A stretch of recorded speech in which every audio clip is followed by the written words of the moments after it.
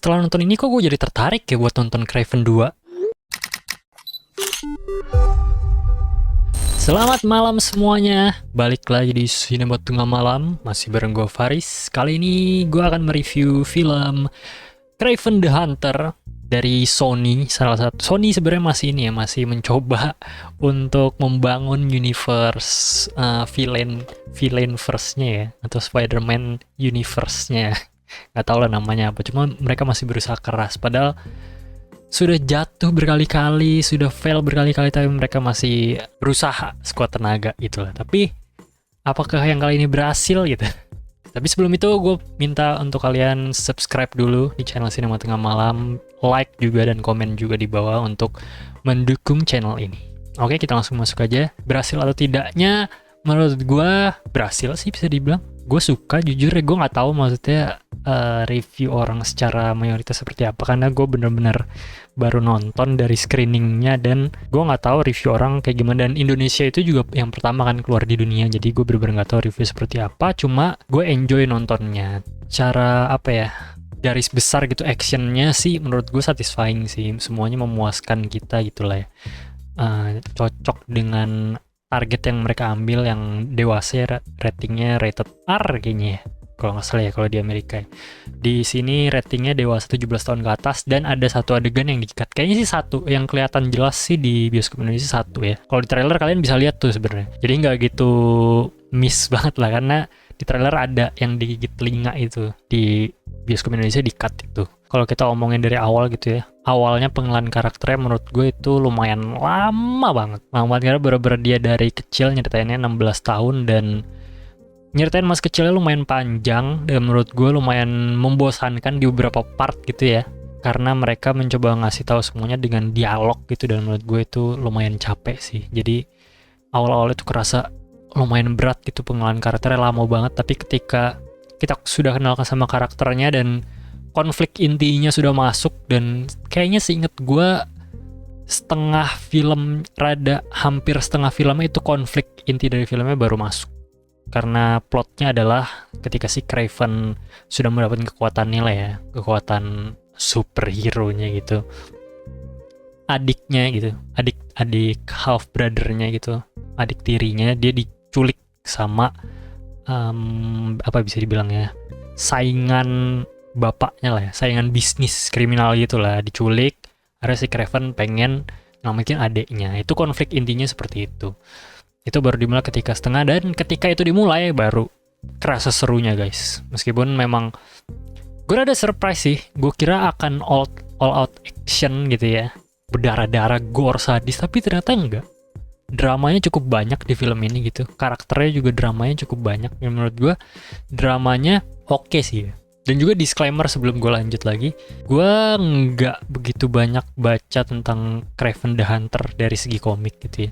Gue baca sekali doang pernah, itu Ultimate Spider-Man Craven ya, dan itu kayaknya cuma 2 kali nongol deh di seluruh runnya Bendis itu. Dan juga satu lagi main Marvel Spider-Man 2. Jadi gue belum baca Craven's Last Hunt, terus juga yang runnya Nick Spencer itu belum baca. Anyway, ya balik lagi tadi, ternyata dramanya lumayan dalam gitu. Apa karakternya digali cukup dalam karakter si Craven, karena ini lumayan beda sih dari yang kita ketahui, dari yang gue yang gue ketahui dari komik yang gue baca kayak Ultimate Spider-Man sama game Marvel Spider-Man. Karena yang gue lihat di sana adalah si Craven itu menjadi jahat atau menjadi villain for the sake of it. Ya suka dia karena dia ingin menjadi hunter terbaik di dunia aja. Dia pengen ngincer Spider-Man karena dia ingin buktikan kalau dia menjadi hunter terbaik di dunia. Tapi di film ini rada beda sih dari Craven yang terasa one dimensional di secara gamblang di komik gitu. Mungkin kalau di komik lain kayak Craven's Last Hunt itu Craven's Last Hunt yang dia jadi Spidey itu bagus gitu ya, maksudnya karakternya dikulik gitu, kayak dilemanya dia segala macam. Cuma kalau secara garis besar yang kayak kelihatannya kayak one dimensional gitu di komik atau di game, kayak dia cumahan karena dia suka aja, karena dia pengen buktikan dengan Spider-Man, di film ini lumayan beda sih. Itu yang gue suka. Kayak kita dikasih lihat Craven peduli sama adiknya gitu, dan dia benci bapaknya. Dia juga tidak seperti bapaknya, dia membuktikan kalau dia tidak seperti bapaknya gitu, yang membunuh binatang suka hati gitu segala macam. Tapi itu sih mungkin yang gue nggak tahu apakah fans akan suka gitu ya, karena kan kalau source materialnya gue juga sebenarnya karena nggak baca gitu banyak, harusnya tuh Craven kan sudah membunuh semua binatang juga ya nggak sih? Kayak bahkan di komiknya ada yang membunuh dinosaurus tau gue. Kayak di sini dia penyayang binatang gitu, jadi nggak ada adegan dia ngehunting, ya ada sih beberapa ngehunting binatang gitu segala macam. Itu sih, itu dari gue nggak tahu apakah fans akan membenci itu atau biasa aja dengan sedikit perubahan yang ada di film ini gitu ya. Dan ya kalau yang kita lihat di sini karena dia menjadi peran utama, jadi otomatis kita akan menggali sisi baiknya si Craven sih kalau di film ini. Bedanya itu Craven ini dengan yang ada di komik yang lebih villain gitu. Mungkin kita akan lihat Craven yang lebih villain di film-film selanjutnya gitu. Tapi kalau dari segi cerita, tadi gue bilang sebenarnya apa ya? Gue pengen bilang biasa aja tapi kayak terlalu kasar gitu. Tapi standar aja sih sebenarnya, kayak lu pengen menyelamatin adek lu aja gitu. Cuma menurut gue yang paling oke memang actionnya sih. Action, stealthnya juga keren di sini, unik-unik. Terus juga yang gue kaget juga adalah komedinya ternyata bagus di film ini bro. Semuanya sesuai dengan karakter si Craven gitu, komedi-komedi yang keluar. Kayak ada salah satu yang gue suka yang dia masuk ke mana itu ya, ke pesta atau apa kalau nggak salah, seingat gue deh. Terus ada pasangan lewat nih, cewek sama cowok, parfumnya enak, dia muji ceweknya gitu ceritanya. Tapi si ceweknya bilang dia nggak pakai parfum, ternyata itu parfumnya selingkuhan si cowoknya. Itu keren sih, maksudnya kan dia punya penciuman yang saking sensitifnya dia jadi bisa mencium parfum sampai bisa apa tahu gitu itu ternyata selingkuh. Anjir, cowoknya itu lucu sih, kayak banyak momen-momen lucunya sesuai dan cocok dengan karakternya masing-masing, jadi jokesnya nggak cringe. Jadi pas gue nonton di bioskop semua pada enjoy semua sama jokesnya dan ketawa sih. Itu ternyata gue lumayan kaget di situnya sih. Terus kalau dari villain ya, villain Rhino ya villainnya. Dari motif biasa aja, kita bilang dia nyulik si adeknya si Craven untuk ngambil bisnis bapaknya si Craven lah, karena kan kayak mafia perdagangan narkoba segala macam gitu lah guys. Pokoknya pengen kayak gitu. Cuma yang gue suka adalah karakternya oke lah, kayak jenius psikopat gitu. Cuma gue suka sama desain Rhino-nya sih. Gue nggak tahu di trailer terbaru apakah sudah dikasih lihat gitu ya. Cuma gue terakhir kan nonton trailer Craven yang pertama tuh, dan Rhino-nya nggak dikasih lihat sama sekali. Ketika gue ngeliat di film ini lumayan oke sih desainnya gitu ya, meskipun Rhino lucu pakai celana bahan gitu.